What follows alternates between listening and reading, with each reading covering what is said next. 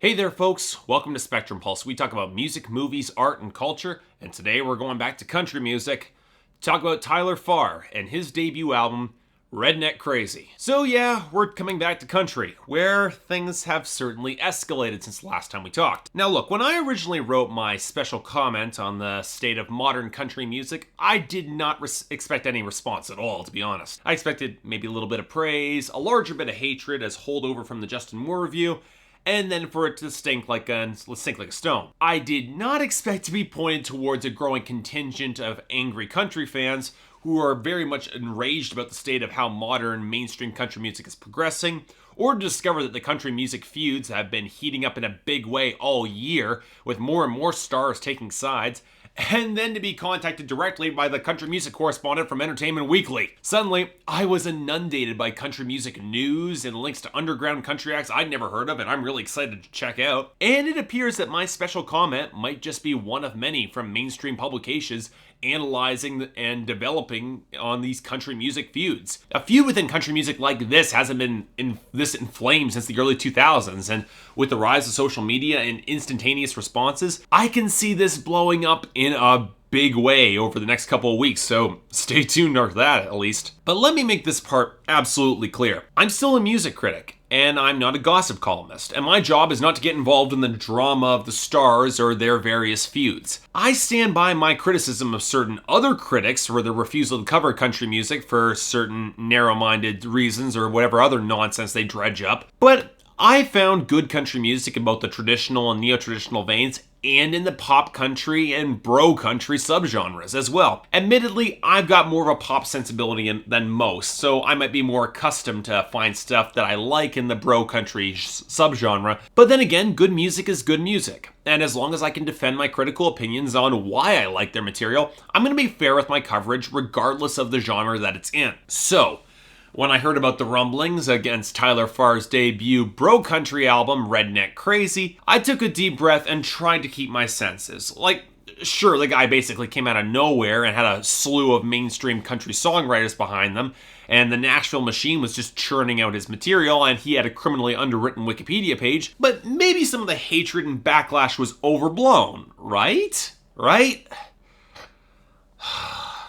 Well, unfortunately, not really. And while Tyler Farr's Redneck Crazy is nowhere near the atrocity that was Justin Moore's Off the Beaten Path, it still managed to get on my nerves more than once. Let me make this absolutely clear. My issues with this album is not that it's a bro country album, it's that it's a bad bro country album, and not even in the horrifying train wreck way sort of either. It's also in the sort of state of mediocre that doesn't give me a lot to talk about. So I think a good place to start, at least as a comparison point, would be to describe what it does better than Justin Moore, for instance. Well, for starters, there isn't the same degree of pandering to Southern values rather than just rural pride and pandering to Southern lifestyle, which is marginally better at least. There's no plagiarism with any of Tyler Farr's material. That's good. And the songwriting, it's a little bit straightforward. Technically, it's a little bit better written. And for the most part, Tyler Farr's voice doesn't manage to grate on my nerves. You know what? In fact, Tyler Farr's voice might be the best part of this album entirely.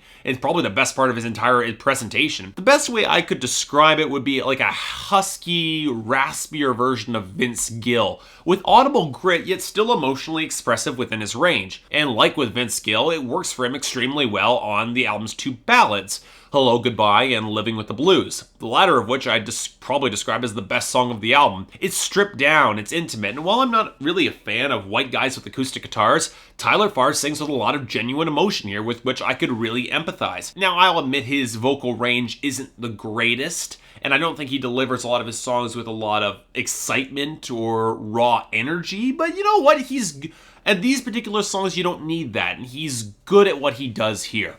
If only the rest of that album was anywhere close to being as good to these. Instead, we get a selection of interchangeable songs about booze, trucks, and girls that are just more bland than actively offensive, and if anything, it's Tyler Farr's delivery that makes them all the worse. I don't know what it is, but his raspiness just makes some of the songs come across as more aggressively creepy than, let's say, your Luke Bryan would. And there are points where you could almost smell drool and whiskey breath on through the microphone, and it's really not pleasant in the slightest. The guy that he reminds me of is the kind of creep that goes to bars who's just there to pick up chicks. He's not there to have a good time, he's just there to get laid, and he really comes across as that creepy edge to him that I don't like, and probably wasn't even apropos. The worst song of the lot, though, is aptly titled Chicks, Trucks, and Beer. And it might just be one of the laziest tracks about said subjects that I've heard on record this year. It's pretty damn awful, and the sad fact is that it's almost interchangeable with a bunch of the other tracks on the album because these tracks have no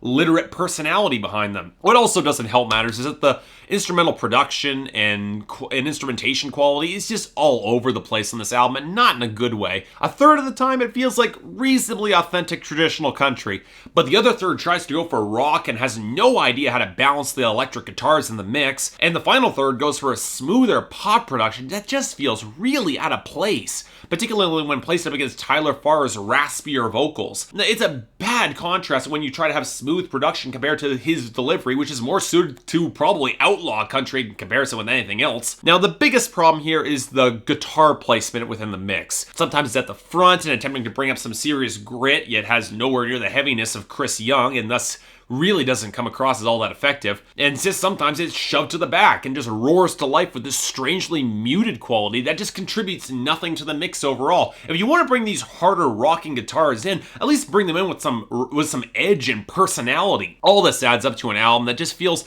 distinctly disjointed and messy, even for a debut album, and even though the lyrical content is pretty much the same across the majority of the album. But even if we step away from the typical bro country song, there are still tracks on this album that aren't very good and really manage to get on my nerves. The biggest one in that case being the big single, Redneck Crazy, a song where the narrator in question goes after his ex and their boyfriend in question with the express intent to harass them. Look, I've been through breakups that have sucked, but dude, move on. I get that you're angry, but you just come across as a completely unsympathetic and immature asshole on a song like this. And then you expect me to sympathize with you on a track like Cowgirl, where you just want to be given some cowgirl who's willing to give everything she's got? First of all, that's pretty damn sexist, all things considered. And secondly, I'm not drawn to songs where people just ask the higher powers to give them something, particularly when it comes across as lazy as it does here. It doesn't make you appear likable, it just makes you come across like a lazy, obnoxious asshole. And look,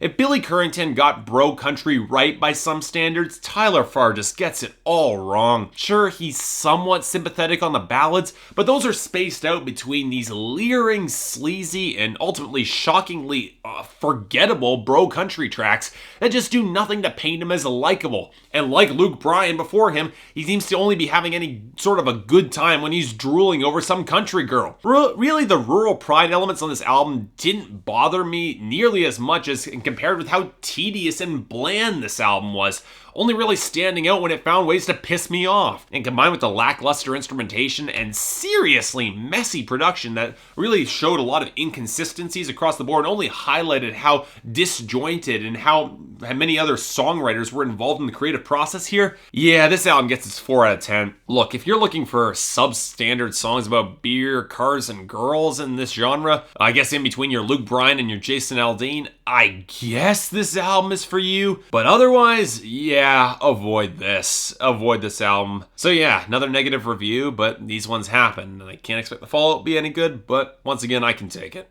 Thanks a lot for watching anyway. If you'd like to like and subscribe, I'd be more than grateful. If there's anything I might be able to do to improve my presentation in my videos, or are there any other albums you'd like me to take a look at, I'd be more than willing to take a listen. Until then, see you next time.